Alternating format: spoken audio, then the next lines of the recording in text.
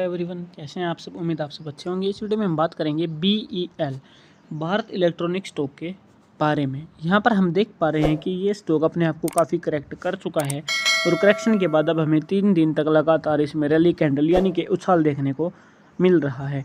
तो क्या ये स्टॉक अपने प्रीवियस हाई को ब्रेकआउट कर देगा और एक नए टारगेट हमें निकाल कर देगा, वो हम इस वीडियो में डिस्कस करेंगे।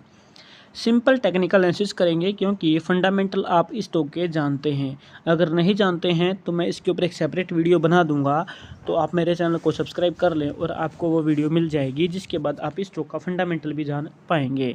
तो कोई भी अगर नया रिटेल इन्वेस्टर इसमें इन्वेस्ट करता है, किसी भी स्टॉक में इन्वेस्ट करता है, ना कि BEL, तो वो उसका फंडामेंटल देखता है।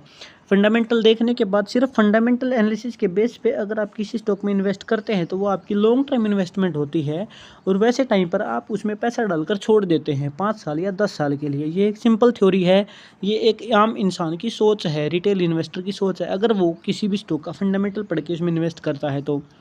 अब हम बात करते हैं टेक्निकल एनालिसिस के अकॉर्डिंग। जैसा कि मैं अपनी वीडियोस में बताता रहता हूं कि आपकी सही समय पर एंट्री आपको काफ़ी अच्छा फ़ायदा दे सकती है, जो कि फंडामेंटल एनालिसिस करने वाले से कई गुना बेहतर रहती है।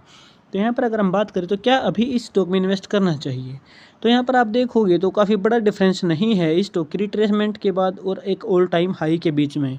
तो हमें यहाँ पर इंतज़ार करना चाहिए इसके ऑल टाइम हाई के ब्रेकआउट होने का। यहाँ पर जो टेक्निकल एनालिसिस बोलता है वो यही बोलता है कि अगर आपने मूविंग एवरेज 50 के ऊपर एंट्री नहीं की है तो आपको इंतज़ार करना चाहिए जो यहाँ पर प्रीवियस में जो हाई है उसके ब्रेकआउट होने का और एक रिट्रेसमेंट लेने का।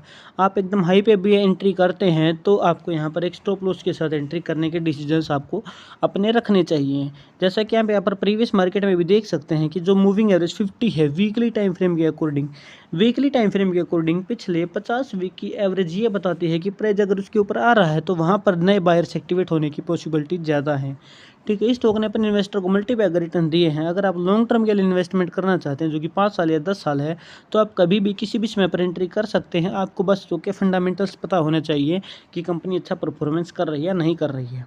तो हाल फिलहाल मेरी वीडियो का मोटो यही है कि आपको अभी हाल फिलहाल सिर्फ इतना इंतज़ार करना चाहिए। अगर आप एंट्री लेते भी हैं तो आपको टारगेट जो है ऑल टाइम हाई के पास में होने चाहिए। ठीक है, अगर आप अपने एंट्री के डिसीजंस लेते हैं तो आपका जो टारगेट है वो 336 होना चाहिए। ठीक है, और एक 5 या 10% का जो आपका अपना जितनी आपकी कैपेसिटी है उतना अपना स्टॉप लॉस आपको रखना चाहिए, क्योंकि आपके हाथ में कैपिटल होगी तो आप आगे फर्दर स्टॉक्स में एंट्री ले सकते हैं। तो मुझे मेरी वीडियो आपको पसंद आई है। इसके अलावा आप अगर डेली टाइम फ्रेम यूज़ करते हैं तो डेली टाइम फ्रेम यूज़ करने के बाद आपको सिर्फ पीवेट इंडिकेटर यूज़ करना है। पीवेट इंडिकेटर आपको आपके टारगेट और स्टॉप लॉस बता देगा। जैसा कि आप यहाँ पर पीवेट इंडिकेटर देख रहे हो तो आपका टारगेट, पहला टारगेट 365 रहेगा, उसके बाद दूसरा टारगेट 437 रहेगा, और अगर आप स्टॉप लॉस की बात करते हैं तो आपका स्टॉप लॉस 196 रहेगा। मैं सेबी रजिस्टर्ड तो नहीं हूँ, इन्वेस्टमेंट की सलाह नहीं दे रहा हूँ, लेकिन आपको जो चीज़ें बता रहा हूँ जो बोल की चीज़ सिंपल है और आपको प्रॉफिटेबल बनाएंगी। तो इस वीडियो में इतना ही। अगर आप चैनल पर नए हैं तो चैनल को सब्सक्राइब करके ज़रूर जाएँ। Thank you very much.